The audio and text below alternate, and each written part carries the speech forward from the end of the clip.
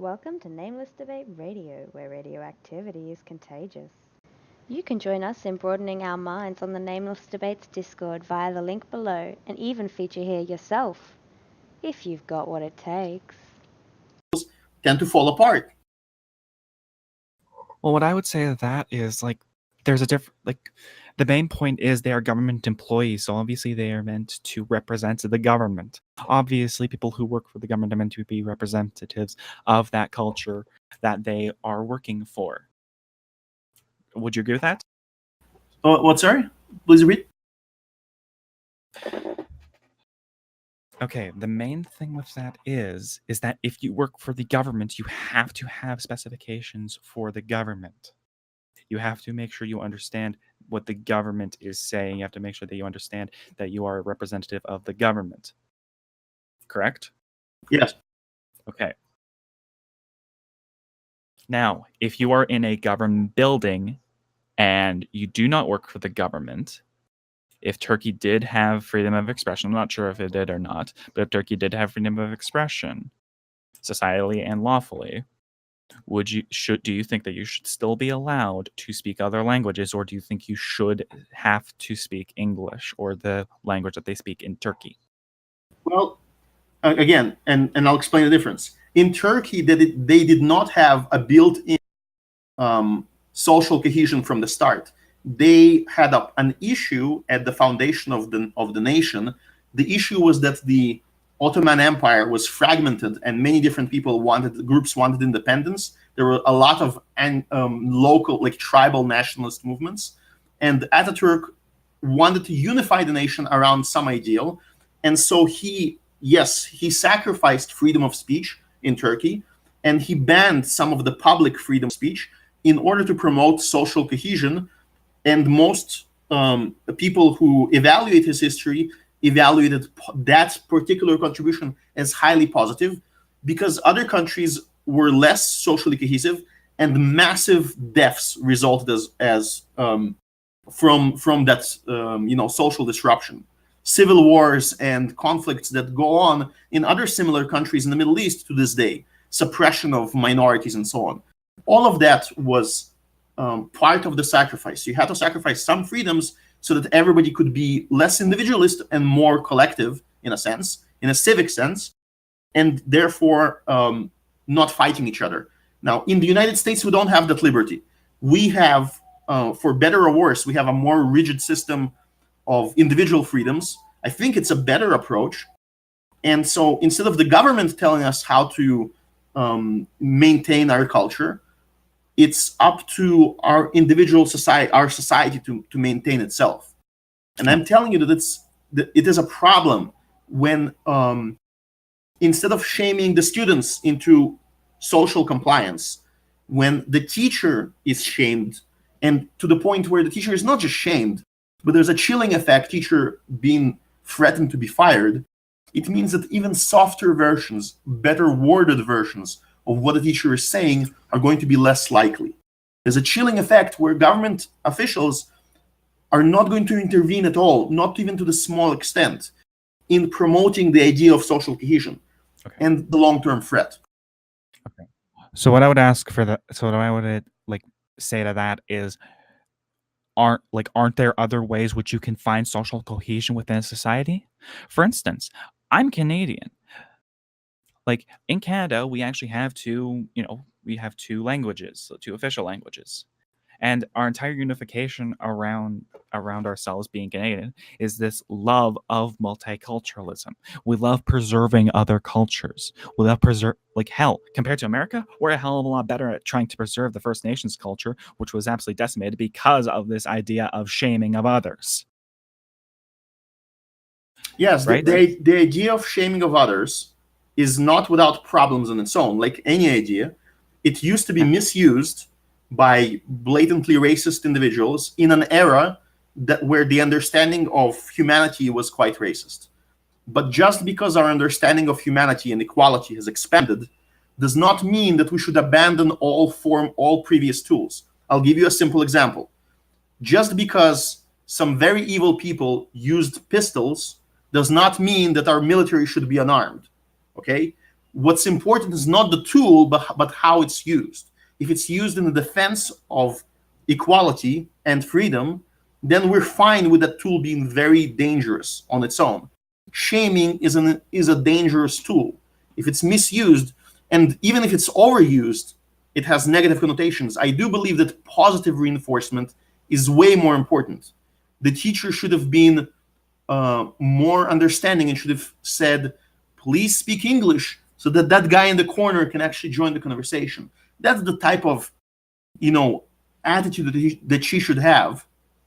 But the problem is that we as a society, even on that level, don't support her. I don't think we support her because we believe, and this is an issue in Canada as well, is that we defend everybody who's different than a Canadian, but we don't defend the right of the Canadian, to be whatever he is, because we believe that there's guilt associated with being a Canadian, basically a European settler in Canada. And okay, can I ask you something? How much do you know about Canada? Because right now, as I just said, I live in Canada. Quite a bit, as they're my neighbor. But quite a bit, as they're my neighbor. Yes, and I also do research into their politics. I also do research into your politics. All right, fair enough. But here's the thing. If you do research into our politics, you should know that being Canadian, one of our main factors in our national identity is having differences, is individualism. Our Canadian Charter of Rights and Freedoms guarantees us the right to be different from everybody else within our society. That is how we as Canadians are unified, by defending others for being different. We don't just see this with First Nations, but even with the fact that we have two official languages, and we as Canadians work together. Wait a second. We as Canadians work together with everybody in our country to make sure that we all have our individual rights to freedom of expression within the country. So you're fine with the United States declaring English as an official language in the United States? Yes, I'm completely fine with them declaring it as an official language. Well, there's one point in my court, I guess.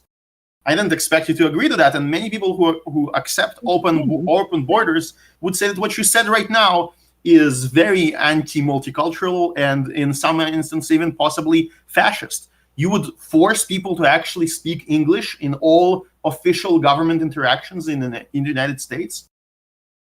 And it's completely fine to have that, it's completely fine to have a official language for a country. You're talking to the guy who's with Antifa. Look at the name. You don't have to do that. Just suddenly, actually, that's fine. Maybe you're closer to the microphone now. Now you're very loud.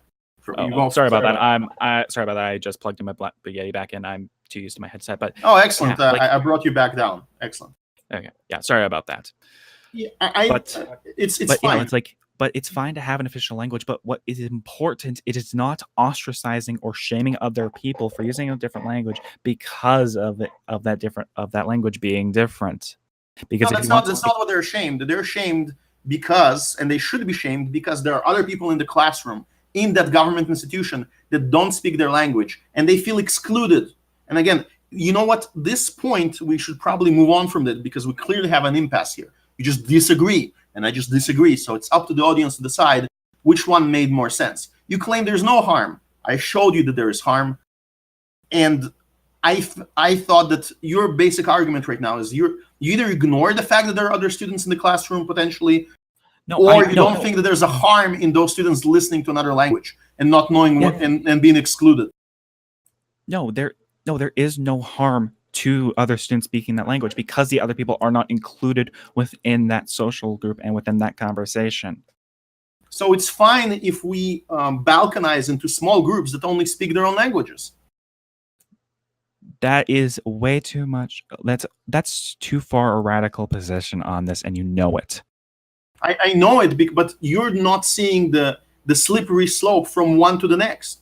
Yeah. Because but we isolate where that slippery slope is. But we have one institution where we learn social norms. No, this is the problem with the slippery slope argument. We can isolate where the slippery slope is.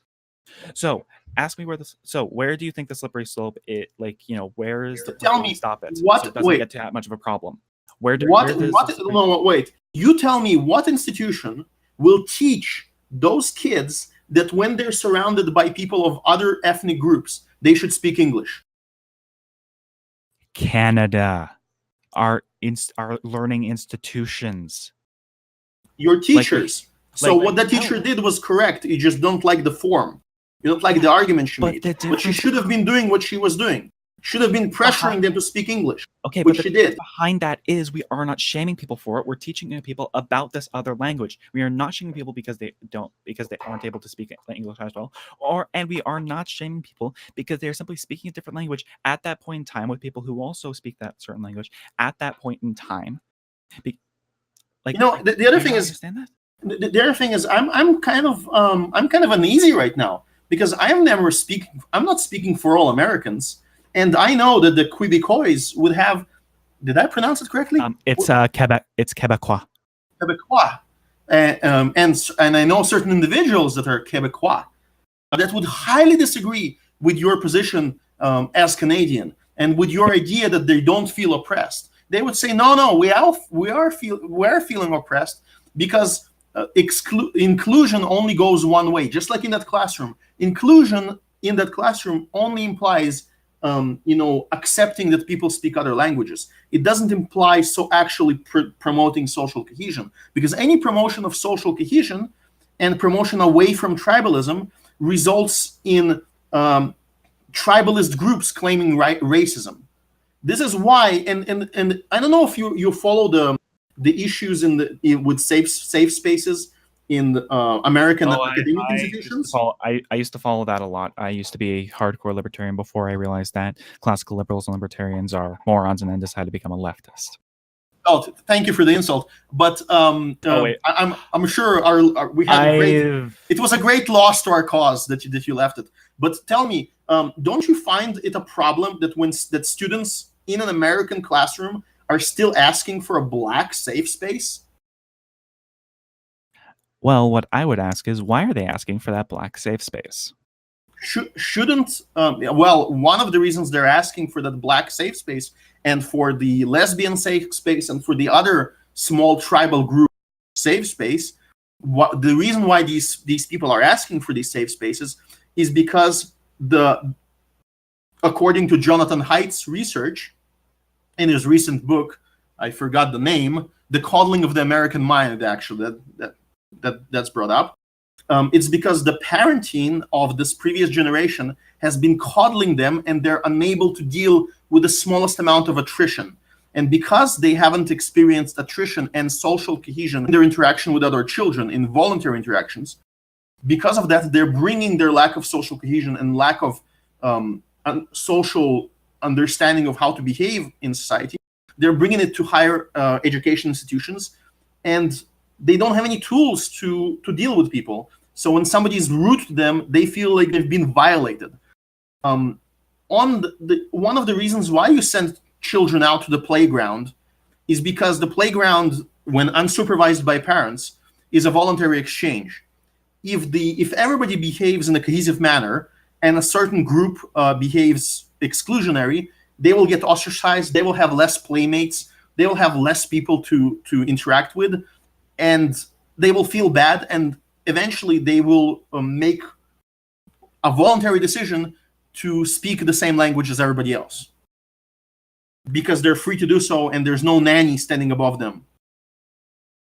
And because that's absent that type of interaction is reduced or absent in this new generation, and because that generation was brought up with safety nets and safe spaces from small children through their use of the internet and up into the higher educational institutions, that's why they have this tribalist mentality, is because they can't deal with the bans and with the friction, and that prevents them from being able to understand differences. They think that a difference is an insult, for example. They're being overly defensive. So you can interject here. I'm done with my rant if you want. Okay. Well, one of the reasons that I can see having a safe space for people is based on the idea that possibly people are discriminating against those people in the institution. For instance, if there's a large group of students that are being racist towards people, the people, like, let's say a large group of white guys are calling a bunch of black people, like, racial slurs, I would see that as justification for having that safe space. I would also see, using a lesbian argument, if people are like, if men are going out and trying to, like, force women to have sex with them, or saying, oh, well, any luck with women, or anything like that, I can see that as justification for, like, a safe space being created as somebody who is as someone who's bisexual. I actually fully understand you, and I support that to an extent. I can understand why that's the solution. Yeah. But the problem is that one of the issues that you're not figuring out, and I think where the mistake is with that position, is that you're acting on the symptoms and you're healing the symptoms instead of acting on the real issue. And what is the real issue? The political movement of the liberation of and equal rights movement in the United States. One of its fundamental tenets was the idea that everybody is absolutely equal, and that there should be no discrimination and no segregation. They fought tooth and nail for integration in high schools and in colleges. They fought tooth and nail to have a black person in every classroom if that's what they desire, because they wanted society to heal. They wanted people to become, in the end, not culture blind, but color blind in a sense of their judgment, in the legal sense, color blind. And they believe that the best way to achieve that is to just dump everybody into the same swimming pool, have them swim together, and learn to negotiate, learn to have exchanges. Some of that learning is painful. People will knock into each other. People will mistreat each other. But as long as they're interacting and they're being guided in that interaction, eventually you gain cohesion of the society. Part of that interaction is the experience of being offended and having that person that offended you explain what they actually meant and believing that explanation. So, for example, if I give a compliment to one of my students and I say, you're quite smart, if they hear in their mind, oh, he says you're quite smart for a girl, or you're quite smart for my ethnic background, that's their victim mentality and their kind of insecurity that's speaking. And the only way for them to get rid from that insecurity is to interact with me and to find out, no, I don't differentiate based on their skin color. I actually treat them equally. And by constantly working with me, they will receive proof of that, and they can actually talk to me. They can say, hey, did you just make a racial comment? And I will say, no, meaning of that sort was intended, and I'll be more careful next time. But it's the interaction that will allow them to gain trust. If instead, whenever they hear something like this, they go to their own corner and they don't talk to me, their assumption become fact. They don't know what my intention was.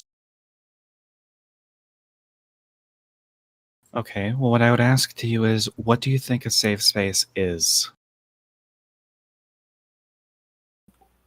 The most charitable attitude is it's a place where you can have a break from people of other tribal groups. That's the most charitable. You're allowed to have a break. Give me an example of a safe space. Would you be able to give me an example of a safe space? Yes, it's it might be a club in a college, or a special room, or a place where only people of a certain skin color are allowed to enter. Or it might be like in the case of that one college where Mr. Weinstein taught, where they had an entire day where they discouraged white people from showing up in school because they wanted to have not just a safe space, but a safe day on a certain holiday or event that they were holding. And they basically requested all other ethnicities to remove themselves, primarily the so-called non-people of color, to remove themselves from the institution for the day, including teachers. That's the extreme, the bad extreme of the safe space. That's how it gets out of control. Yeah, and I would agree with that, which is why I would say we need to isolate it. And what I would advocate in the sense of safe space is instead advocating for a space where we do not allow for discrimination based on the characteristics of race, gender, sex, or anything like that. And to an extent, schools, and yeah, we can get into the to an extent part, schools are private institutions and they are able to implement that. They're able to, talk to students and be like, hey, this isn't okay behavior. Schools are not private institutions. The idea of a private school is absolutely bogus. In most places in the United States, including the United States, government funding is hugely influential. And many schools would have a big deal. So they do receive taxpayer money. In Canada, it's probably even more pronounced. Am I mistaken? Okay. Well, like in Canada, and I believe so too in America, aren't schools able to decide how they interact with the student body and how they influence the lives of their students within the institution, how they educate those students on certain issues and topics? Yes, but they receive public funding, and so yeah, they do. So if they're receiving, funding from the public, let's take the United States for example. Quick question, by the way, do you consider Mexicans to be white? This really doesn't have anything to do with it. It's just the number that I'm going to use. Personally, I'm not going to call you racist or anything for it. I just want to know your opinion. I know that in some statistics in the United States, Hispanics are counted in the same graphs as whites, and in other aspects, in other statistical counts, they're counted separately, and you normally label white Hispanic or white non-Hispanic. All right. All right. So you know what? I'll just say that Hispanics aren't white just because a lot of people don't think so. Is that okay with you? For the sake of argument, we can continue. I neither support nor I don't have a position on this. Okay. Well, I'm just trying to make sure that we're on common ground. Sure. All right. So if you were receiving public from the funding from the public, wouldn't you want to protect an estimated 40% of the population by using your public funding in order to try and teach kids it's not okay to discriminate on people based on the factors at hand? I believe that the best way to teach them is to remove and minimize segregationist activity within my schools. To not allow safe spaces, and to make schools the melting pots of society, where the so-called white and European population, the Irish and the Germans, and people who don't even remember their ancestry and are entirely American, they get to learn about Mexican culture. That's fine. And they have Cinco de Mayo, they have all the celebration, all the ethnic integration celebrations. They can wear some Mexican costumes, everything. Mexican history gets taught. But at the same time, the other side also happens, is that everybody learns about the cultures that contributed to the United States, their history, and what it means to be a civic nationalist American is also taught. And I do believe that this requires a unified language. I'm glad we agree that English should be the one. And so I think that especially in the high school, it should be a law that to avoid any chance of an exclusion, we don't allow racial slurs whatsoever outside of their academic discussion. And we don't allow other foreign languages to be used outside of academic discussion or a specific class to learn that language, or a specific class dealing with that culture. Well, what I would say that isn't not allowing people to use a certain language. Isn't that discrimination on people based on their ethnicity? Because the language is heavily determined by their ethnicity. So if you're passing a law making it illegal for people to use a certain language within the school, isn't that discrimination based on their ethnicity? It would be countered by the discrimination, and you would have a balance. You would have a balancing act. On the one hand, there is their right to speak their native language when they're outside of the classroom and when they're on break. And that right should not be infringed, because that's the Constitution. On the other hand, there's the right of all the students that participate in this exchange in the school to be involved going on, not just in the education, but also into the social network. Again, the main value of a high school, a college, a degree, of any of those institutions where society is forced to mingle together, is the actual mingling together and is the building of communication and contacts. That's what creates social cohesion in my book. Yeah. Okay. And So I wouldn't agree with that, but I would say fair enough. Let me explain a little bit, just a tiny bit more. I believe that in certain aspects, you have trade-offs. So there are many cases in the United States where you find where one side of the Constitution contradicts with another. One intention contradicts with another. And that's where you have justices decide on what's best to do.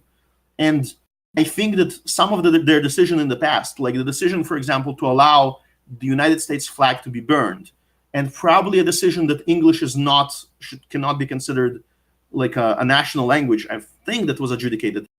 Those might have been the mistakes, and under a different court, maybe a differently balanced court, they might be reviewed, and we might have a different outcome. I think that's the core of the issue that I'm bringing to the table. Well, okay, I'll say the flag burning one for a little bit later because I feel like that goes into a different thing I have against civic nationalism. But, anyways, damn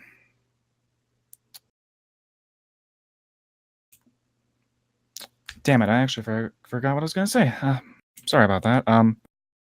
Do you want to talk about? You were going to provide me evidence, statistical one, hopefully. And I mean, Putnam is not good, and we criticized Putnam. According to you, it's not good.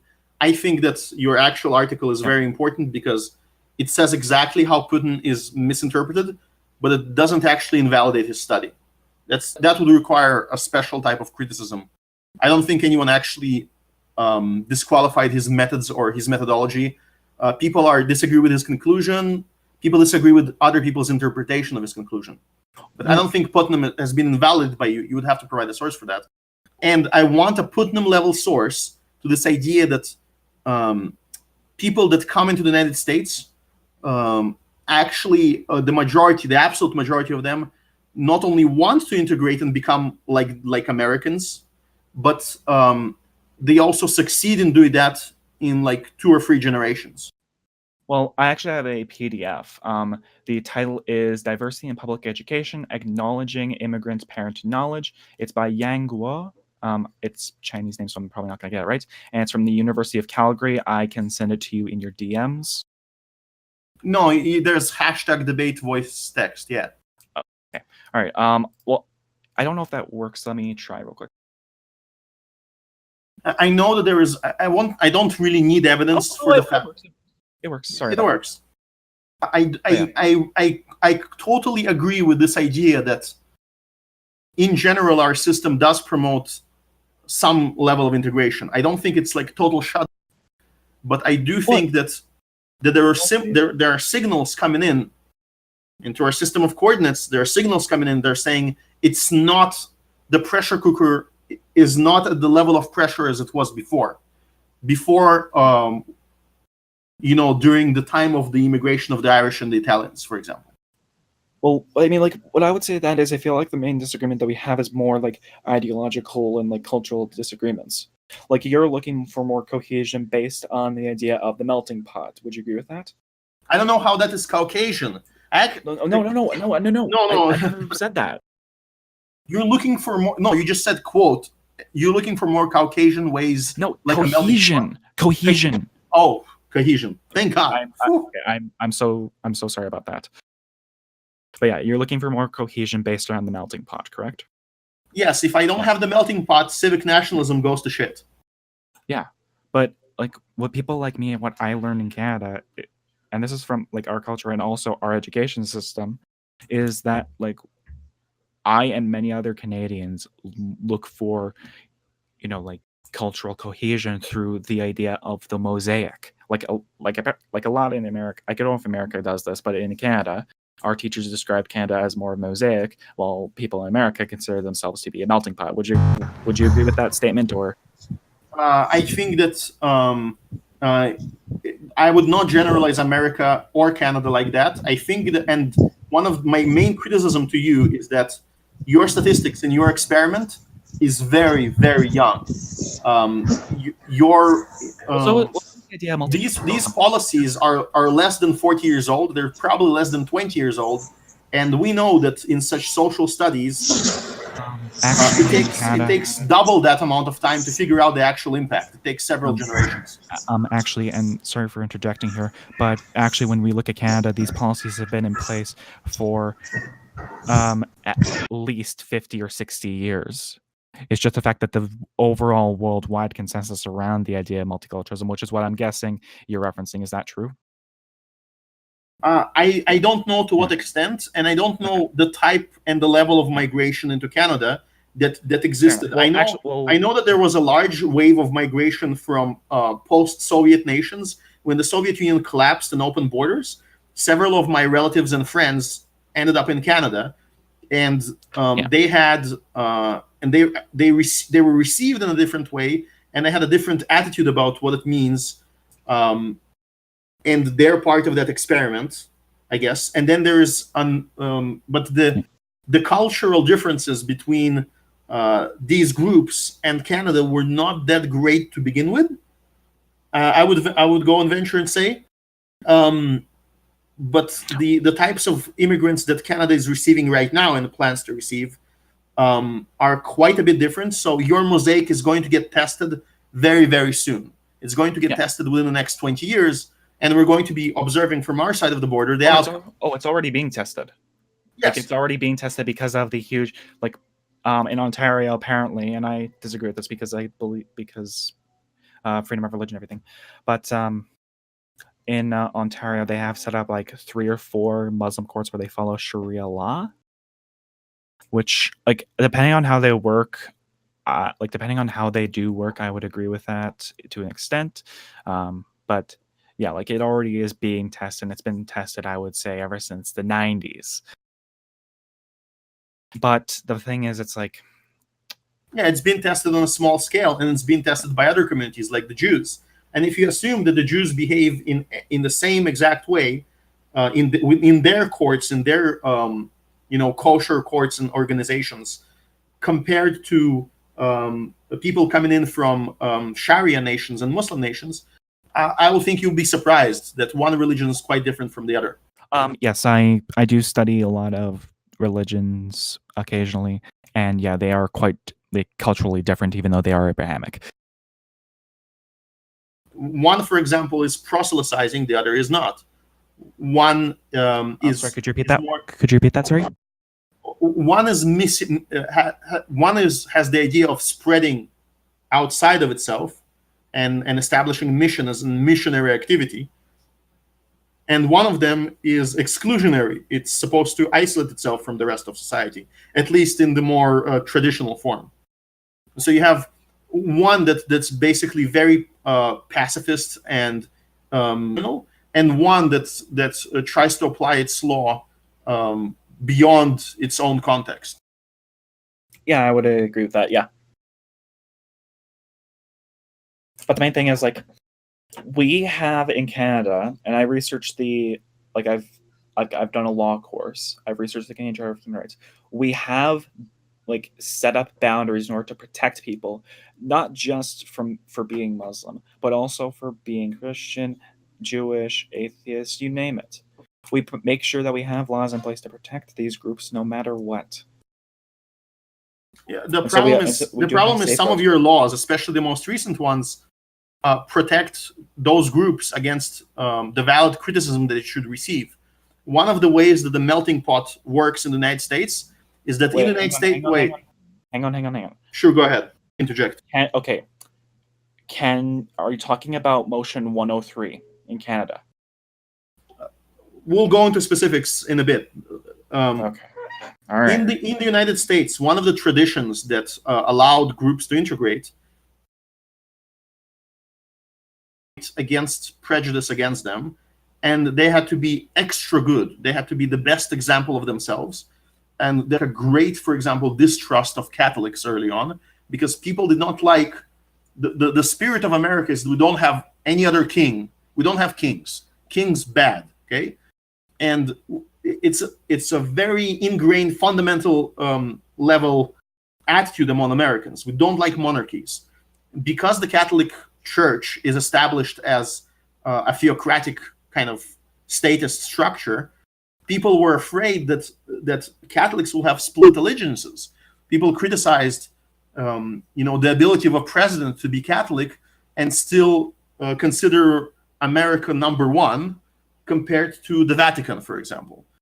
And so, obviously, maybe those fears were unwarranted because the Vatican isn't as powerful as it used to be. But that's the spirit of America, in a sense. And Catholics had to prove that, no. Go ahead. Well, in America, like, Obama was a Christian. Like, he was a huge Christian. He went to church every Sunday. He celebrated Christmas for each and every 8 years that he was in office. Obama was a huge Christian, but he legalized things like gay marriage, which directly goes against the Bible, by the way. No. That's not the same conversation. People, there are Protestant Christians, and there are various groups of various types of Christians in the United States that are all local. They have local churches, and their allegiance is to their parish, to their group, to their tribe, to their group of people, and they all have to kind of exist in a institution where there's a separation of church and state. And some of these groups, obviously, they go too religious and they try to marry the government and religion in the United States, and there's fighting against that. It's a struggle. But in general, their allegiance still belongs in the United States. Even the most fundamentalist Christians in the United States are still American patriots to their core. They maybe you can say that they betray the country for God, maybe, but they don't betray it definitely for any other being on earth. Whereas the Catholics lived with the accusation that they might betray the United States to support the Catholic position of the Vatican. And that was never tested, thank God. And the society learned to trust them, and most of these hang-ups disappeared. We no longer have those fears. But I don't necessarily think that those fears were all negative. Fears that were not supported by any government laws, they promoted certain behaviors in society. They promoted integration. They were part of the pressure of this pressure cooker.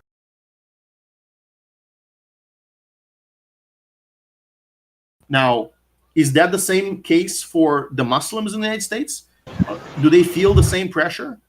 Some of them would say, yeah, they would quote 9/11, and they would say that after 9/11, there was way too much pressure against them. There was racism against them, and they're very touchy about the subject. They're rightfully so to some extent. Yeah. Well, but there's a whole group of people that say criticizing them because they're like double victims for being the other and victims for suffering the post 9/11 overreaction, that we have a word called Islamophobia in the United States. And when you accuse somebody of Islamophobia on national TV, you accuse a liberal like Sam Harris from being able to criticize Islam. And that's one of the reasons, one of the ways that American nationalism is being eroded is by, core principles, like being able to criticize everyone. The shaming is directed not at a backwards religion. The shaming is directed at its critics. Well, yeah, I would say. Honestly, that's a really interesting argument. All right. Do you want to do some kind? My time is not unlimited. I don't see that we have we have some disagreements clearly. Yeah. And we have we reached some agreements clearly. Would you like to make concluding statements and end, just to make it a good package? Yeah, and so I would say that aside from the start of the conversation, I'd say you're very respectful. I would say that it was just honestly a decent conversation to have, and just thanks. I would like to continue the conversation later because I would like to know your opinion because you're a civic nationalist and the whole flag burning and things like what happened with the kneeling during the national anthem. I would like to know your opinions on that and also just get my rebuttal to it. But overall, I think it was a decent conversation. Yeah, we should. I'll definitely look forward to part 2, and I would hope that there's also open loose ends with support. So I haven't seen a Putnam level article. Actually, I did. You gave me the PDF, so I would check if that PDF is Putnam level of rigor. I would hope it is, But because part of the subject was the United States, I would hope not just for Canadian research, but for research into United States situation. I would hope that you would actually research this topic. The topic, for example, of the feelings of the illegal Mexican migrants and some legal Mexican migrants about the United States and American nationalism, the feelings of various other new waves of migration coming into the United States about America. Oh, I've researched that, and I'll say this right now, and this is going to surprise you. If they're illegal, they need to go. But I believe in immigration reform to make it so that's easier for them to come in. So the first part of that statement might be surprising, but yeah, I'm very much more pro-immigration reform, not open borders. If I didn't state that before, then yeah. It's fine. That's closer to my position. I think it actually might mirror it. I think where you need to provide me support is you made a statement earlier on. You said that people are generally in favor of becoming like Americans and integrating. And I think that if you show me a statistic from like the 50s, the 60s, the 80s, and the 2000s, I expect a decline in statistics of cohesion and wanting to integrate. Yeah. Well, I mean, and you expect a flat line. Yeah. Well, before I go, would I be able to provide an anecdote? Even like I know anecdotes are horrible, but before you go, would I be able to provide a quick anecdote? I provided one, so go ahead. Okay. So I am a dual citizen, and before Brexit happened, I actually considered moving to the Netherlands. I really enjoy Dutch culture. I enjoy the ideas of the Dutch. I love Dutch architecture. And because I like that, and because I like the laws and the systems that they have in place, and also just the historical connections to places like Canada. Fun fact, Canada actually liberated the Netherlands, and that's why 1,000 dead Canadians are buried in the Netherlands. But anyways, because I enjoy Dutch culture and because I want to move there, it's because I want to connect with that society. It's because I appreciate what that society is. And yeah, like anecdotes aren't important, but at least coming from me, if I want to move somewhere, it's because I enjoy the values and I want to integrate into that society, which, the people there have fostered. Now, that's just coming from me. I would have to go and find statistics for that, but yeah. If I wanted to be totally reactionary, I would say that your application of your own personal experience to expectations about the experience of others is a typical liberal bourgeois failure. Well, I'll say this right now. Fuck the bourgeoisie. All right. Well, yeah, I wouldn't go that far. You're talking to the guy who's with Antifa, dude. Well, not with Antifa. That's the wrong adjective, but yeah. Well, then you would be fighting yourself for quite a while. Sure thing. All right. So, do you want to end it here then, or? Yeah, sure. All right. Thanks for being respectful, and talk to you later. Cheers.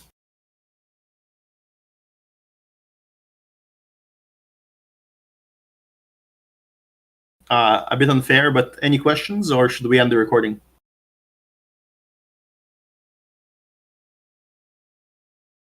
All right. Happy upcoming New Year. 12/28/2018. Thank you for listening. Like, share, subscribe, and join us in the Nameless Debates Discord. We hope to see you there.